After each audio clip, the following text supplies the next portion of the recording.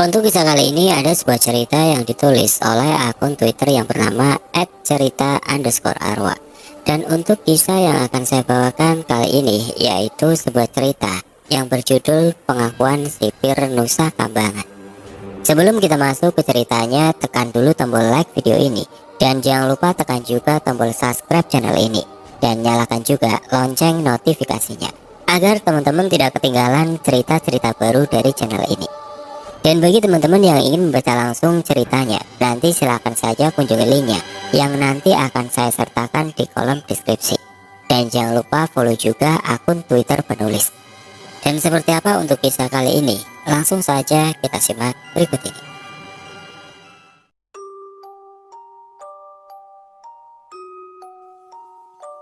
Cerita ini udah masuk di list saya pas masih aktif nulis di akun @penulismalam94. Tapi karena materinya saat itu belum rampung dari narasumber, jadinya masih saya pending terus. Pada intinya, yang saya bahas di sini pengakuan spiritual dari orang-orang yang akan menjalani hukuman mati. Ada juga sih kisah-kisah mistisnya, tapi nggak begitu banyak. By the way, cerita kali ini nggak melulu tentang setan kok. Jadi buat kalian yang penakut tapi penasaran, bisalah dengerin kisah ini malam-malam juga. Sedikit saja saya kasih spoiler ya. Terkadang kita dengan mudahnya bisa menghakimi orang yang telah berbuat kesalahan besar dengan ucapan, "Udah, hukum mati saja dia." Atau, "Udah, dia itu pantas dihukum mati." Ya, kayak gitulah contohnya. Tapi, pernah gak sih kalian bayangin juga perasaan si penerima hukuman mati itu melewati detik-detik waktu menjelang kematiannya? Ada juga permintaan-permintaan aneh dari si narapidana yang menurut saya absurd banget, tapi seru untuk saya ceritakan di sini. Pak Santoso, bukan nama sebenarnya, akan berbagi pengalamannya tentang menjadi sipir penjara di Nusa Kambangan. Di kisah kali ini saya bagi menjadi 2 part. Part pertama tentang kisah para napi yang akan mengalami eksekusi mati, dan part kedua tentang kejadian-kejadian mistis di sekitar penjara, dan pastinya di bekas tempat eksekusi mati itu sendiri. Pagi itu, penjara Nusa Kambangan kedatangan 20 narapidana dengan hukuman mati yang siap dieksekusi dari rutan atau rumah tahanan Cipinang. Seperti pada biasanya, tugas Pak Santoso mengarahkan para napi ke dalam selnya masing-masing. Dari sekian banyak napi yang datang, perhatian Pak Santoso tertuju pada napi yang bernama Tova atau Mustafa. Ia terlihat seperti agak sedikit stres. Tapi kalau dibilang sepenuhnya ia tidak waras, napi yang bernama Tova ini masih nyambung jika diajak bicara. Pak Santoso bertanya pada salah satu napi yang juga mengenal Tova. Namun menurutnya, Tova terkena beban mental saat berada di dalam rutan Cipinang. Seiring berjalannya waktu, perlahan Pak Santoso pun mulai kenal lumayan dekat dengan Tova. Seringkali Tova curhat dan berbagi cerita dengan Pak Santoso, termasuk cerita asal muasalnya Tova bisa divonis hukuman mati. Tova bercerita kejadian bermula saat 9 tahun yang lalu, tepatnya tahun 2007. Ia yang sudah bekerja cukup lama dengan majikannya, seorang dokter spesialis, sebagai tukang kebun di rumah dokter tersebut, dengan keji membantai seluruh penghuni rumahnya.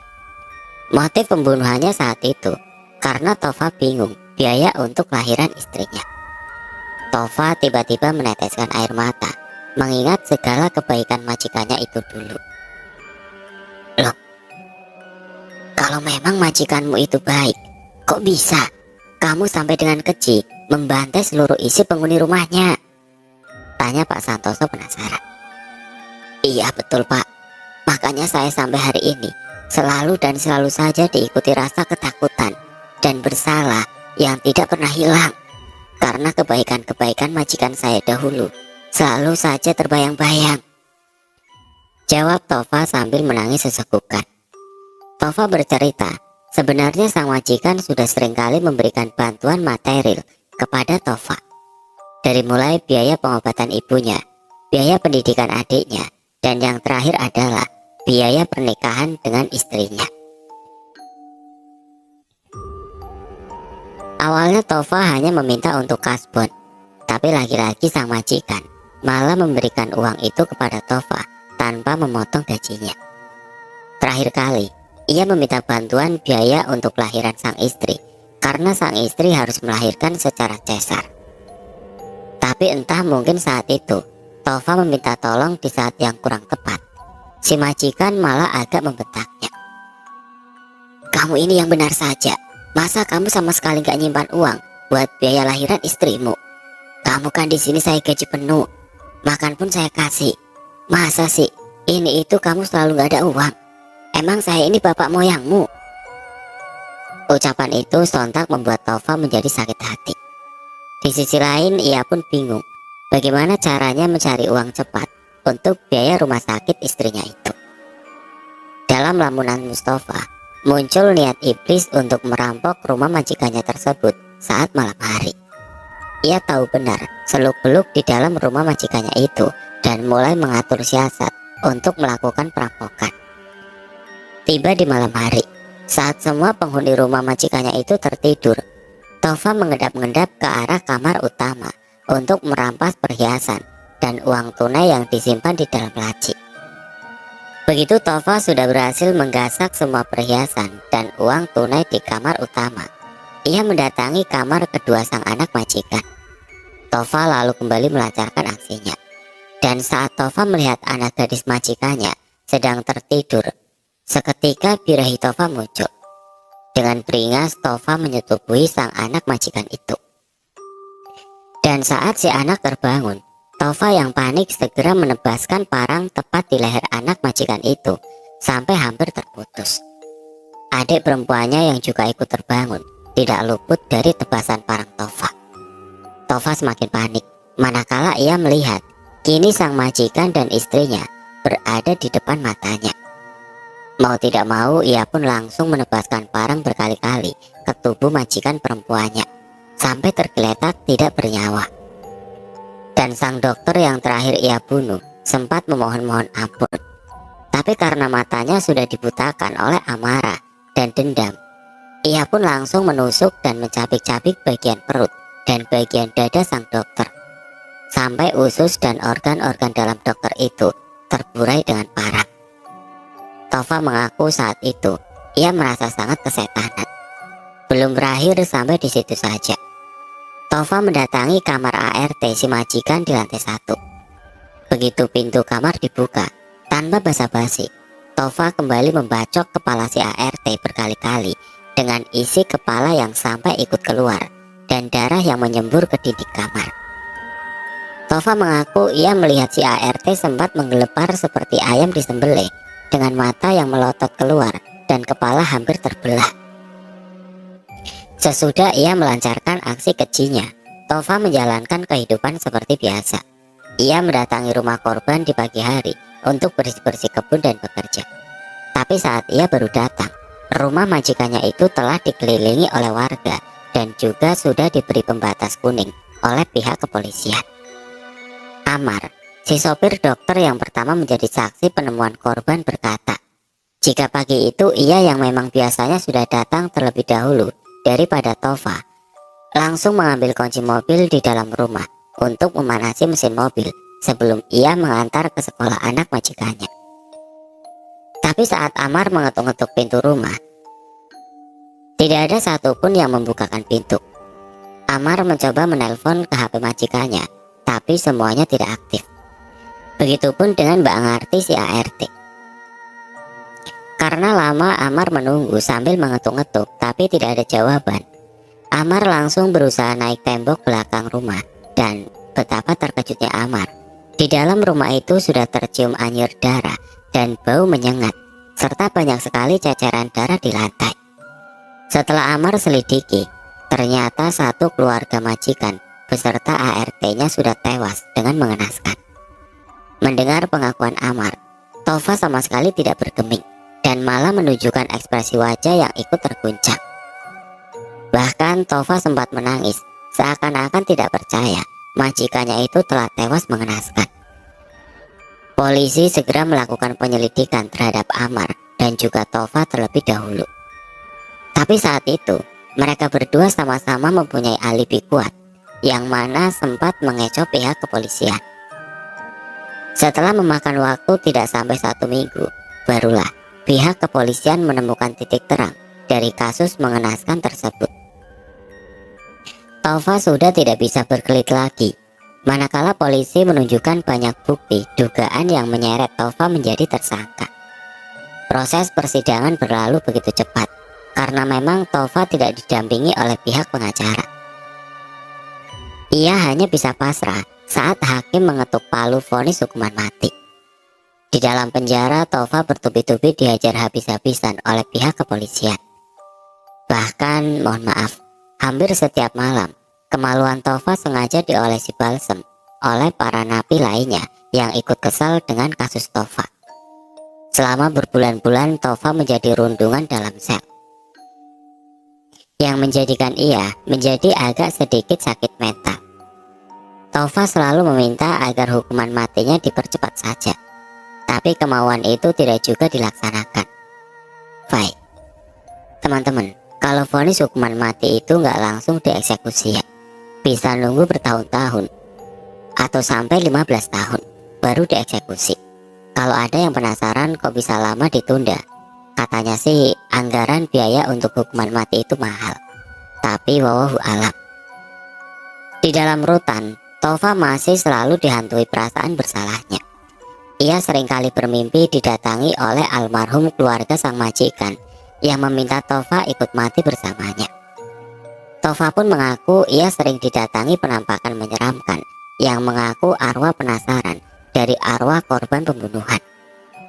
Tova berkata, saat ini ia amat bahagia karena sudah dipindah ke rutan Nusa Kambangan. Itu artinya sebentar lagi ia akan dihukum mati sesuai dengan keinginan lamanya yang bertahun-tahun ia nantikan. Sebenarnya ada perasaan kasihan dan tidak tega dari Pak Santoso mendengar pengakuan Tova. Tapi apalah daya, itu semua sudah terjadi. Jika saja sewaktu itu Tova tidak gelap mata mengikuti hasutan iblis, mungkin kini nasibnya tidak akan berakhir di Pulau Nusa Kambangan menjadi pesakitan. Selama ini saya hidup seperti tanpa memiliki jiwa. Saya hidup di dunia, tapi bagai di neraka, Pak. Saya selalu dihantui rasa penyesalan, rasa bersalah, dan ketakutan. Saya sudah bersimpuh berdoa, sholat, mengaji, bertobat, dan hal baik di dalam rutan sudah saya lakukan. Tapi entah mengapa, perasaan hati saya tidak pernah tenang. Bahkan untuk tidur pulas pun rasanya sulit, ucap Mustafa. Beberapa hari kemudian, Pak Santoso mendapat info dari atasannya jika dalam beberapa minggu ke depan akan ada beberapa napi yang siap dieksekusi. Dari banyak nama yang ada, terdapat pula nama Mustafa. Para napi itu artinya akan dibimbing oleh pemuka agama masing-masing. Contohnya Muslim akan dibimbing oleh Pak Ustadz, Kristen oleh pendeta, Katolik oleh pastor, Buddha oleh para biksu, Hindu pun oleh Pinandita, Konghucu oleh suksi, untuk mempersiapkan mental menjelang hukuman mati tersebut. Singkat cerita, setelah Tova dibimbing oleh Pak Ustadz, ia bertutur hatinya sedikit lebih tenang dan benar-benar sangat siap menjelang eksekusi mati. Kini tiba waktunya menjelang hari H. Para narapidana vonis hukuman mati akan ditawari makanan kesukaan yang mungkin belum pernah mereka makan, serta waktu kunjungan keluarga yang bisa dibilang waktunya agak lama untuk saat-saat terakhir. Saya mau makan sayur asam saja, Pak. Sayur asam mengingatkan saya dulu kesukaan istri saya, pinta Tova. Tova mengaku jika setelah ia ditangkap, sang istri tidak pernah lagi menemuinya. Sambil menangis, Tova mengingat kebersamaan bersama dengan istrinya. Tova tidak memakan sayur asam yang dihidangkan terakhir kali untuknya. Ia hanya melihat sayur asam itu sambil mengenang masa-masa bersama keluarga kecilnya dulu. Saya nekat merampok demi istri dan anak saya, Pak. Tapi nyatanya saya malah ditinggalkan begitu saja. Saya tidak pernah bertemu dengan anak saya lagi. Terakhir kali saya melihatnya saat masih berada dalam inkubator, ucapnya. Sudahlah Tova, semua sudah berlalu dan kamu sudah menebus semua kesalahan itu. Saat ini yang terpenting, kamu bisa ikhlas menjalani sisa-sisa hidupmu di sini, jawab Pak Santoso menasehati. Di sudut lain dalam ruang makan khusus atau terpidana mati, pandangan Pak Santoso tidak sengaja melihat salah seorang napi yang terduduk di bawah lantai dengan sebuah mangkok. Pak Santoso kemudian menerka-nerka makanan apa yang ia minta. Santoso, kamu kok ngelamun kayak ngeliatin cewek cantik aja? Sapa Pak Marno, sesama sipir penjara, mengagetkan Pak Santoso. Kamu Marno, bikin kaget aja. Enggak, aku cuma lagi perhatiin. Itu gelagat napinya kok agak aneh sih. Memangnya permintaan makan terakhirnya apa? Tanya Pak Santoso penasaran. Udah, gak usah diliatin, nanti kamu bisa muntah. Masa napi yang bernama Saeb itu mau makan 5 macam kotoran hewan? Memang sinting itu, ucap Pak Marno sambil bergidik-gidik. Loh, kok bisa gitu dia? Bukannya kalau orang gila seharusnya tidak dihukum, apalagi sampai dihukum mati? Tanya Pak Santoso. Dia itu sebenarnya gak gila. Jadi katanya sih, sewaktu muda dia menimba ilmu hitam ke suatu daerah, dan saat pulang sudah membuka praktek perdukunan. Nah, yang buat dia sampai bisa divonis hukuman mati, si napi yang bernama Saeb membunuh 5 orang pasiennya dan ia kubur di pekarangan rumahnya. Belum lagi ternyata dia sudah mencabuli lebih dari 10 wanita, terang Pak Marno. Loh, kenapa pasiennya harus dibunuh Marno? Tanya Pak Santoso lagi. Biasalah dengan iming-iming penggadaan uang. Setelah tiba di hari yang dijanjikan, para korban itu menagih uang mereka kembali kepada Saeb. Dan bukannya uang yang dikembalikan, justru satu persatu ia bunuh. Belum lagi ia mencabuli 10 wanita dengan dalih pembersihan aura negatif karena di kemaluan korban ada genderuwonya. Makanya si para korban yang datang mengeluhkan mereka sulit jodoh, sulit dapat momongan. Pak Santoso menggeleng-gelengkan kepala. Sungguh sulit diterima oleh akal sehat manusia. Ketika di malam hari, para napi vonis hukuman mati langsung diarak menuju ke tempat eksekusi. Ada 3 kloter, 1 kloter 1 orang. Penembakan yang sudah disiapkan di lapangan kosong untuk mengeksekusi para terpidana mati, dan juga seorang dokter yang juga telah disiapkan untuk mengecek keadaan mereka setelah penembakan tersebut. Kloter pertama diisi oleh Tova yang matanya ditutup rapat oleh kain hitam dan tangannya diikat di sebuah tiang kayu. Setelah semua sudah siap dan dor, 1 buah peluru tepat menembus masuk ke dalam jantung Tova. Vaikes, kalau terpidana mati sih penembaknya pun nggak tahu senapan yang ia gunakan itu ada pelurunya atau tidak. Jadi dalam 1 kloter biasanya ada 4-5 regu tembak, dan mereka tidak tahu senapan yang mereka pakai itu telah terisi peluru atau tidak. Seketika tubuh Tova ambruk dengan tangan terikat. Dokter dari kepolisian dengan sigap mengecek denyut nadi dan jantungnya, dan tidak lama ia menutup kedua mata Tova yang masih mendelik. Innalillahi wa innalillahi roji'un. Ia sudah wafat, ucap sang dokter. Setelah Tova, kebetulan yang kloter sesi berikutnya adalah Saeb. Si dukun cabul dan dukun pembunuh berdarah dingin itu sebelum ia dieksekusi berucap segala macam sumpah serapah yang keluar dari bibirnya. Sampai pada akhirnya 1 peluru kemudian bersarang lagi tepat di jantungnya. Ketika sudah tersungkur, dokter lalu mendekat dan memeriksa kembali nadinya. Dia masih hidup, masih ada detak nadinya, ucapnya pada regu penembak. Salah seorang penembak diminta untuk kembali menembak tepat di jantung Saeb. Tapi nyatanya, ia masih bernafas dengan tubuh yang mengejang. Setelah percobaan penembakan ketiga, barulah Saeb dinyatakan meninggal oleh dokter. Pak Santoso kemudian menceritakan pengalaman lainnya bertemu dengan para teroris bom bunuh diri yang juga terkena hukuman mati. Sebagian dari mereka ada yang mengakui kesalahannya dan bertobat di jalan Allah. Tapi ada pula yang sampai mati pun masih kukuh terhadap pemahaman yang salah jika apa yang ia kerjakan adalah benar. Naudzubillah. Bagi Pak Santoso, persoalan salah dan benar, dosa atau tidaknya hanya Allah yang berhak menghakimi. Kita tidak patut menghakimi orang lain hanya karena mereka mempunyai dosa yang berbeda. Terakhir, yang paling berkesan ketika Pak Santoso menyaksikan hukuman mati para gembong pengedar narkotika. Mungkin kalian pernah mendengar kasus-kasus para bandar narkotika yang menggegerkan publik, bukan? Mungkin salah satu contoh kasusnya Bali 9. Ada kisah haru yang Pak Santoso saksikan di balik penangkapan 9 orang yang akan siap dihukum mati. Ada beberapa dari mereka yang benar-benar melakukan pertobatan menurut kepercayaannya masing-masing. Bahkan salah satu di antaranya, yang sebut saja inisial EC, saat menjelang penembakan mati, ia meminta untuk membuka penutup matanya sambil menyanyikan lagu puji-pujian. EC mengaku telah siap menerima hukuman itu dan turut mendoakan para regu tembak serta memaafkan mereka.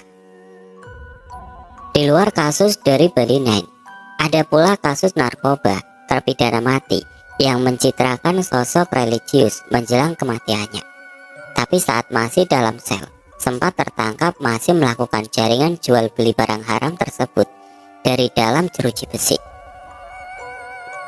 Dari beberapa cerita pengalaman-pengalaman Pak Santoso, beliau menarik kesimpulan jika sebenarnya ada dua kategori manusia yang pernah melakukan tindak kejahatan. Yang pertama, ada yang melakukan kejahatan lalu benar-benar bertobat, menyesali kesalahannya, kembali di jalan yang benar. Dan terakhir, ada yang sampai akhir hayatnya belum mengakui kesalahan serta juga mengucapkan kata tobat. Sedikit pesan beliau untuk saya dan teman-teman para pembaca sekalian untuk jangan pernah terbesit melakukan tindak kejahatan yang menyalahi aturan hukum. Hidup di dalam sel tahanan itu bukanlah perkara yang mudah, apalagi jika bukan dari keluarga yang kaya atau berlatar belakang punya uang dan kekuasaan. Karena di dalam penjara semua berlaku, hukum rimba untuk para narapidana, terkecuali jika narapidana dengan predikat VVIP. Sekarang kita masuk ke bagian 2, yaitu pengalaman-pengalaman mistis seputar penjara Nusa Kambangan, apalagi di bekas tempat untuk eksekusi mati, yang katanya sih cukup angker untuk warga sekitar. Sebelumnya saya mau cerita dulu sedikit asal-usul dari Pulau Nusa Kambangan yang disebut-sebut sebagai Pulau Wingit. Arti nama Nusa Kambangan sendiri berasal dari sejarah perwayangan, yaitu Pulau Nusa Kambana, yang berarti pulau seram. Pulau itu sendiri disebut-sebut sebagai ibu kotanya para makhluk-makhluk halus, karena konon katanya sebelum pulau itu didatangi oleh penjajah Belanda, pulau tersebut tidak berpenghuni manusia. Nah, sekarang saya bakalan ceritain lagi nih, kenapa pulau tersebut dijadikan tempat pengasingan atau penjara oleh para penjajah. Pada tahun 1739, puluhan kapal VOC tersesat di Samudra Hindia dan terdampar di sebuah teluk yang berada di barat pantai Pangandaran. Berawal dari itulah, pemerintah VOC memerintahkan Paulus untuk melakukan survei lokasi dengan mengitari Segara Anakan, Teluk Penyu, dan Nusa Kambangan. Dari hasil survei, Paulus menyimpulkan bahwa daerah itu cocok untuk dijadikan pelabuhan di bagian pantai selatan Jawa. Pada tahun 1836, VOC membangun benteng Karangbolong yang berada di Pulau Nusa Kambangan. Pembangunan benteng itu dilakukan untuk melindungi wilayah itu dari ancaman bajak laut. Ketika sistem pengamanan tidak bisa lagi mengandalkan benteng Karangbolong, dibangunlah benteng di Semenanjung Cilacap yang kini dikenal dengan nama Benteng Pendem. Namun wabah malaria membuat pembangunan benteng itu tersendat dan menyerang 80% tenaga kerja yang terlibat dalam pembangunan benteng itu. Karena menyerang banyak penduduk, maka diputuskan pembangunan benteng dikerjakan dengan tenaga narapidana. Untuk itu, dibangunlah penjara dari bambu di sekitar benteng Karangbolong dengan kapasitas 300 napi. Pada tahun 1908, Nusa Kambangan ditetapkan sebagai Pulau Bui oleh pemerintah Hindia Belanda. Setelah penetapan itu, di sebelah selatan Pulau Nusa Kambangan dibangun penjara pemisah dengan daya tampung 700 orang. Tidak hanya ditahan di penjara, tenaga para napi itu dimanfaatkan untuk pembukaan ladang karet di pulau itu. Karena perluasan kebun karet, jumlah napi yang dikirim ke Nusa Kambangan semakin banyak. Pada tahun 1912, dua penjara dibangun sekaligus, yaitu penjara Karanganyar dan penjara Nirbaya, yang masing-masing mampu menampung 750 tahanan. Pada tahun 1924, dibangunlah penjara Batu.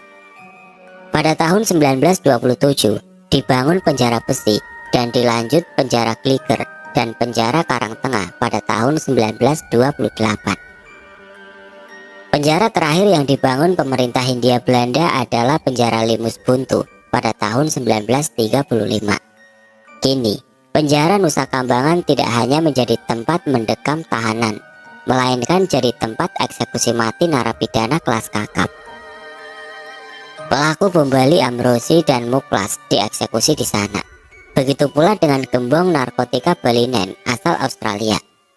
Jika tadi sedikit gambaran sejarah dari Pulau Nusa Kambangan, sekarang giliran kita bahas tempat-tempat misteri seputar Pulau Nusa Kambangan.